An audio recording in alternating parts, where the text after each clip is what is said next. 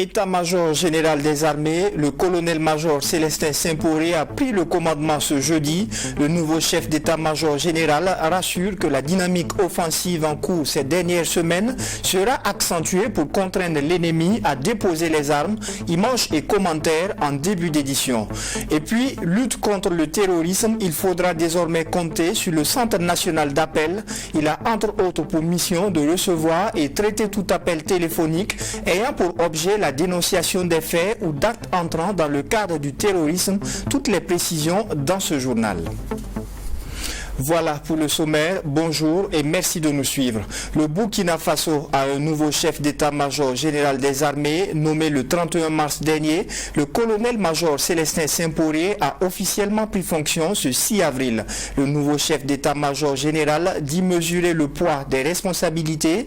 Il entend accentuer la dynamique offensive en cours pour contraindre les terroristes à déposer les armes. Amadou Bourema et Wenla Sida Kabori. Chef d'état-major général des armées, par un décret signé du président de la transition, le capitaine Ibrahim Traoré, le colonel-major Célestin Saint-Poré, a été installé dans ses fonctions ce jeudi 6 avril.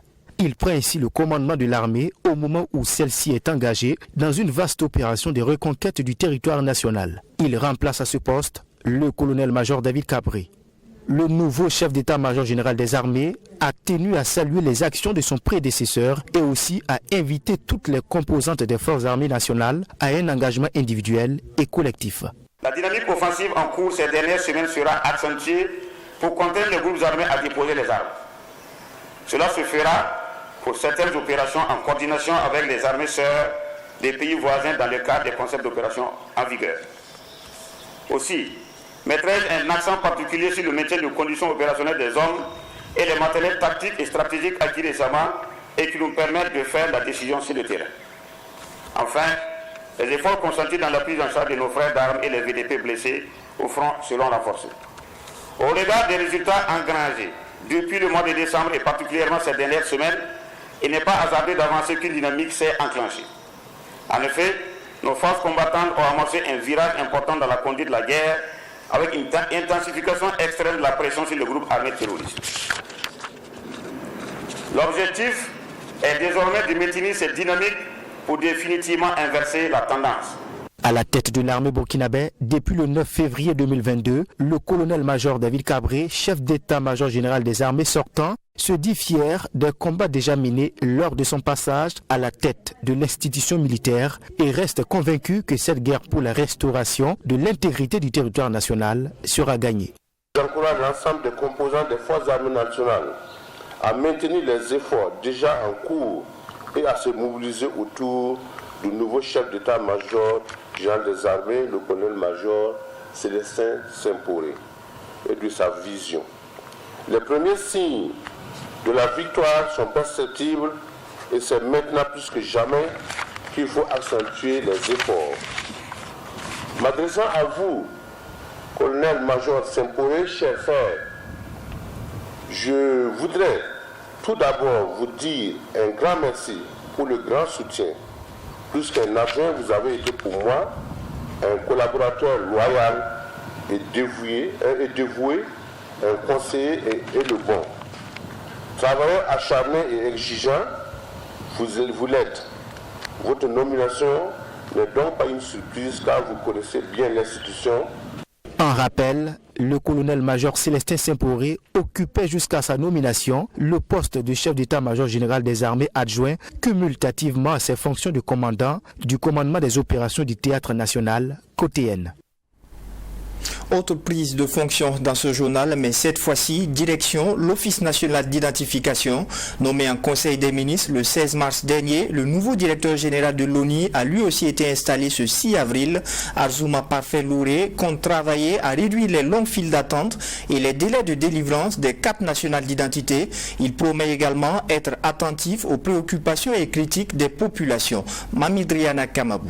Je vous déclare officiellement... Nommé en Conseil des ministres en sa séance du 16 mars dernier, le nouveau directeur général de l'Office national d'identification vient de prendre les commandes de la direction de l'ONI. Officiellement installé dans ses fonctions, Arzouma Daouda Parfait Louré compte faire de la lutte contre la corruption qui gangrène son service, son cheval de bataille.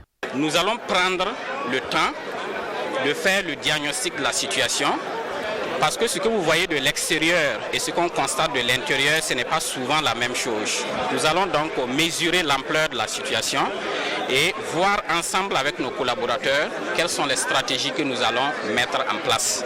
Mais d'ores et déjà, je puis vous rassurer que si nous constatons donc que le phénomène existe, nous allons prendre notre bâton de pèlerin, pour aller vraiment à la lutte contre ce phénomène-là.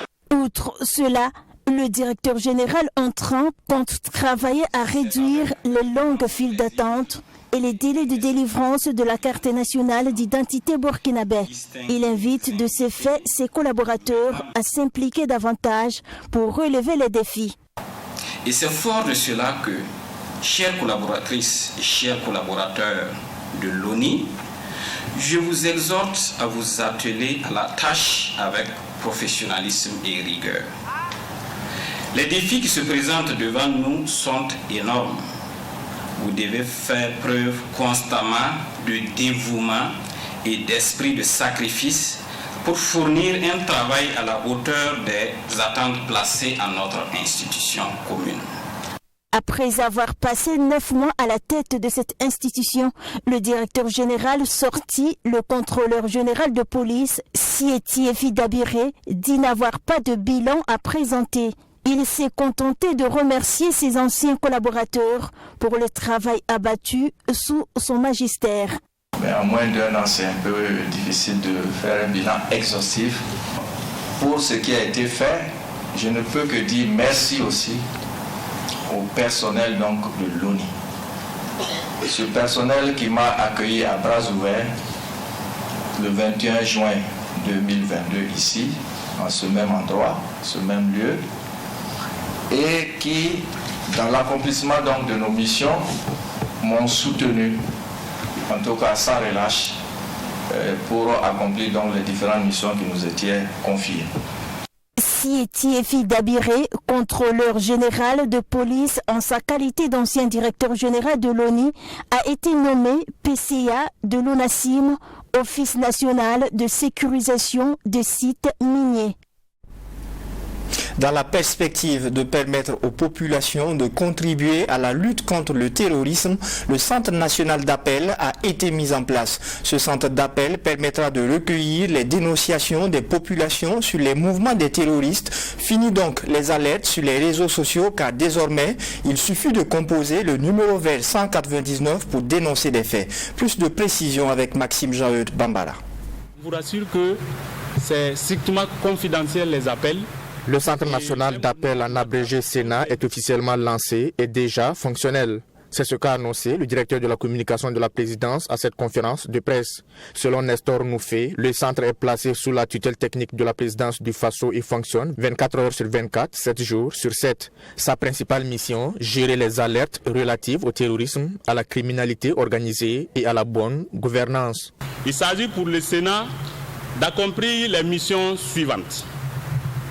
Recevoir et traiter tout appel téléphonique ayant pour objet la dénonciation des faits ou d'actes entrant dans le cadre du terrorisme, de la criminalité organisée et de la bonne gouvernance. Recevoir par tout autre moyen de télécommunication et traiter tous les types d'alertes entrant dans le cadre du terrorisme, de la criminalité organisée et de la bonne gouvernance.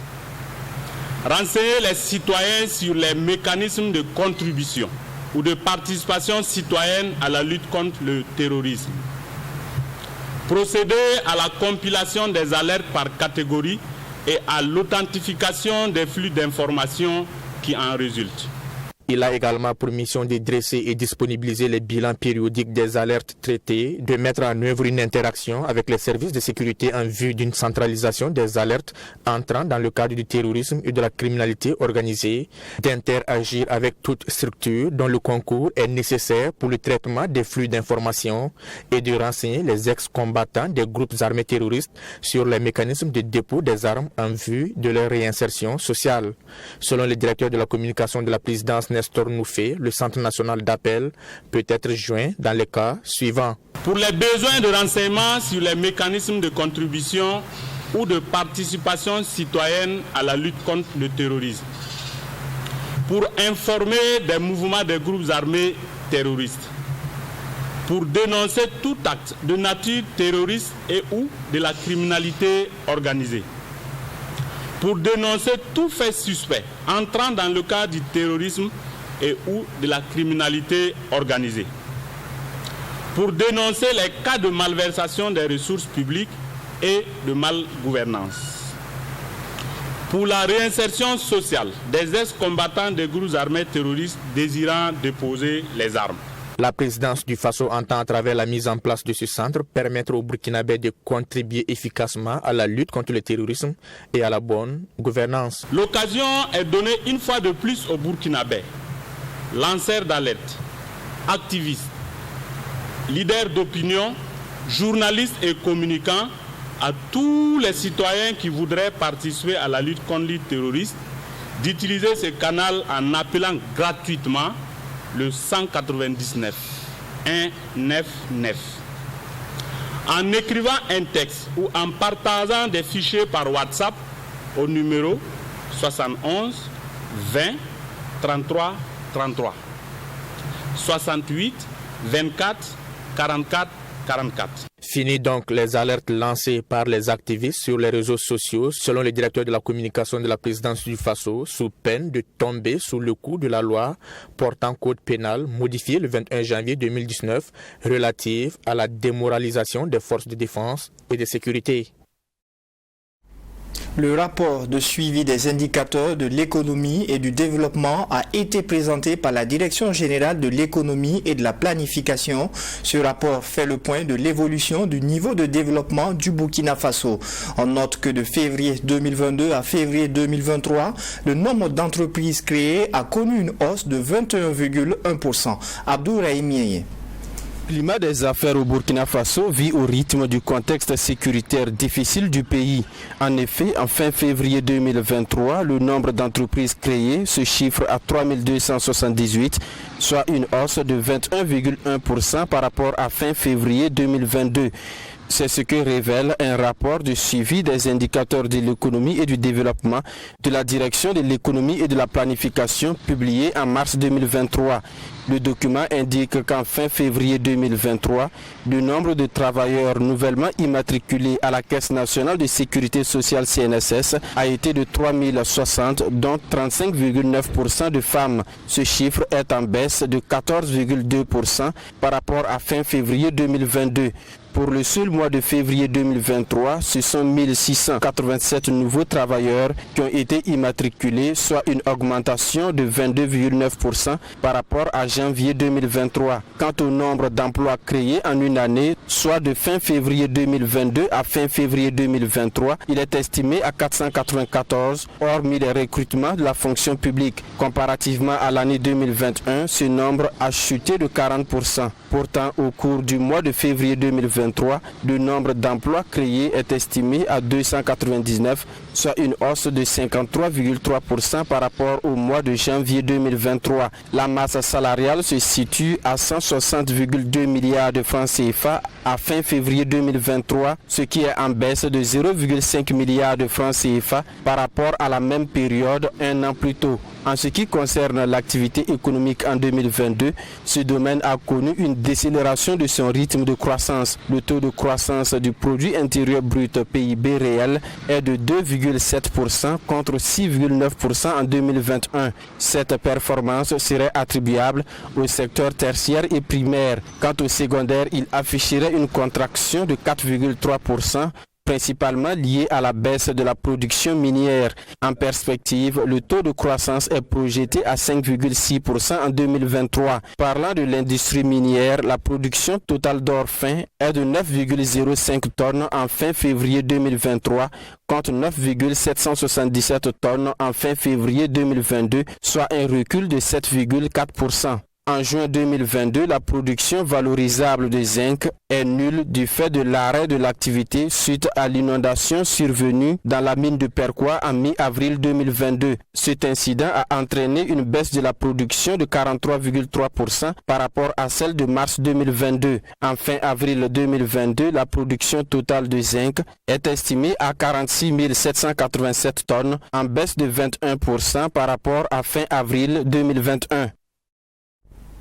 Et malgré cette hausse du nombre d'entreprises au Burkina Faso, le climat des affaires, lui, semble avoir pris un coup de 490 millions de dollars dans les années 2013. Le volume d'investissement direct venu de l'étranger est passé à environ 137 millions de dollars, selon le professeur Mahamadou Diarra que nous avons rencontré. Cette tendance baissière s'est accentuée dans les années 2020 et 2021.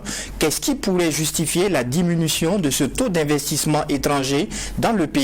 Eh bien, l'agrégé des facultés de sciences économiques nous donne la réponse dans ce reportage signé Fatima Tanikiema.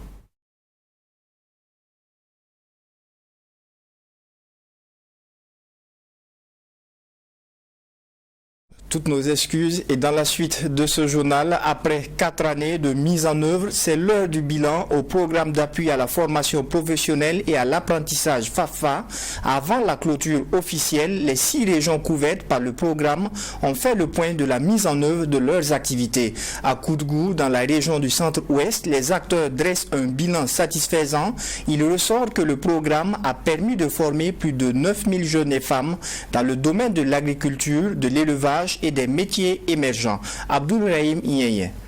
Après 4 ans de mise en œuvre, le programme d'appui à la formation professionnelle et à l'apprentissage PAFPA a fait plus de 9000 bénéficiaires dans la région du centre-ouest.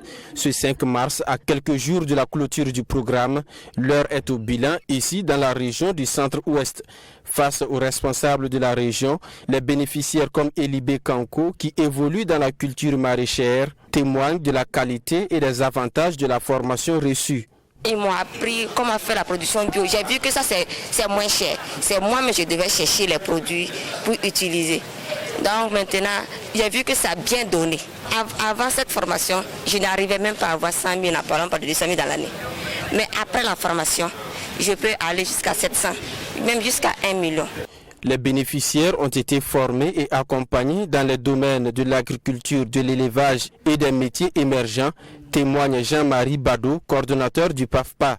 Des entreprises ont également été identifiées et accompagnées par le programme pour assurer la formation des apprenants, poursuit le coordonnateur. Nous avons pu former au-delà des chiffres qui étaient prévus. Nous avons pu accompagner au-delà des chiffres qui étaient prévus.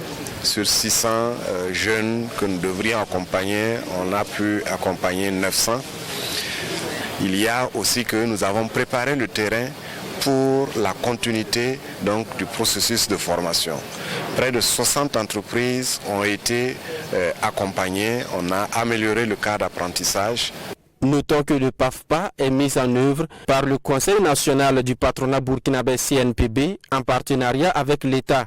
Alexis Zongo, représentant du président du CNPB, salue l'atteinte des résultats. C'est un bel partenariat public-privé que l'État burkinabé a voulu essayer et ça a été un succès. Donc en voyant également les résultats sur le terrain, en voyant les différents témoignages, je pense que les résultats sont très satisfaisants, au-delà même des attentes du Conseil national du patronat burkinabé. Lancé en 2019 et financé par la coopération suisse, le PAFPA est prévu prendre fin en avril 2023. Au regard des résultats atteints, les acteurs disent avoir engagé des réflexions pour une seconde phase. Cette éventuelle phase est nommée Iwili, qui signifie en langue djoula « lève-toi », une manière d'appeler la jeunesse à se faire former et à entreprendre. Retour donc sur le climat des affaires qui lui semble avoir pris un coup de 490 millions de dollars dans les années 2013. Le volume d'investissement direct venu de l'étranger est passé à environ 137 millions de dollars selon le professeur Mahamadou Diarra que nous avons rencontré. Cette tendance baissière s'est accentuée dans les années 2020 et 2021. Qu'est-ce qui pourrait justifier la diminution de ce taux d'investissement étranger dans le pays? Eh bien, l'agrégé des facultés de sciences économiques nous donne la réponse dans ce reportage signé Fatima Tanikiema. Le volume des investissements est en baisse au Burkina Faso et le climat des affaires est le facteur déterminant de ces investissements. Selon le professeur Mahamadou Diarra, plusieurs facteurs peuvent peser dans la balance en ce qui concerne le climat des affaires dans le pays. Il s'agit entre autres du prix de l'énergie, des transports et des technologies de communication, sans oublier les facteurs socio-politiques. Il est évident que la question liée à l'insécurité ne peut pas être occultée lorsque vous parlez donc d'investissement. Donc il est évident que la recrudescence donc des attaques terroristes et l'insécurité donc qui a gagné du terrain ces dernières années a eu donc un impact assez notable sur la décision des investisseurs donc à venir chez nous. Et pas que les investisseurs étrangers, les nationaux aussi sont souvent tentés d'investir ailleurs dans la sous-région. Et cela s'explique. Selon le professeur Diarra, la corrélation entre le politique et l'économique qui existe dans le pays joue forcément un rôle dans ce contexte. Il est plus facile pour un Burkinabé d'aller investir par exemple en Côte d'Ivoire avec un climat de stabilité clair et de pouvoir écouler, puisqu'il n'y a pas de droit de douane, nous sommes dans le même marché. Donc cela, il faut savoir vraiment que ces facteurs-là jouent un rôle majeur et le Burkina Faso, je pense que les autorités d'alors ont compris que le Burkina Faso doit miser sur les politiques et les réformes qui permettent d'être en avance par rapport aux pays côtiers qui disposent d'un certain nombre de commodités. Et pour atteindre cet objectif dans ce contexte actuel du pays, il faut instaurer un climat de confiance, a laissé entendre le professeur Mahamadou Diarra, et à lui d'ajouter que les investisseurs ont besoin de discours rassurants quand ils décident d'investir dans un pays. Dans un contexte où les priorités sont claires, la lutte contre donc, le terrorisme, il est important de concilier cette lutte contre le terrorisme avec la promotion d'un secteur privé dynamique. Parce que ce sont les recettes fiscales tirées de ce secteur privé-là qui permettront de financer le combat contre le terrorisme. Donc il n'y a pas donc d'opposition à cela. Et c'est pourquoi il est très fondamental. Les questions donc, les facteurs qui tentent donc à rebuter les investisseurs, il faut éviter donc ce genre de discours. Il faut éviter ces discours et il faut surtout faire la promotion du secteur privé pour pouvoir financer la lutte contre le terrorisme, a en croire professeur Diarra. Et pour réussir cette lutte, il faut concilier l'économique, le politique et le social. Il a également ajouté que le climat des affaires n'est pas totalement défavorable aux investisseurs au Burkina Faso. Le pays dispose de certains avantages par rapport aux autres pays de la sous-région. Ainsi s'achève cette session d'information. Merci de l'avoir suivi. L'équipe de la rédaction vous donne rendez-vous à 20h pour une autre session d'information. Au revoir.